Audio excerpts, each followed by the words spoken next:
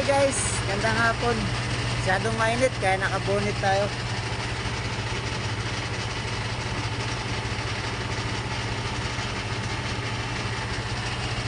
Waiting na approval para may diskarga ko na.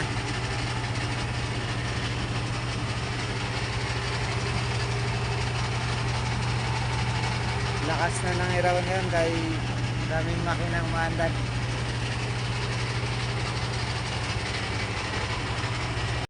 Gandang hapon.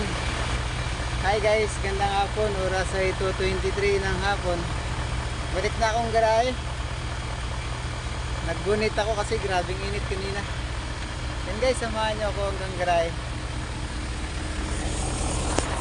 Hi guys, gandang hapon. Yun, nandito na ako sa garahe. 3:20 ako dumating ng hapon. Parang ulan guys oh.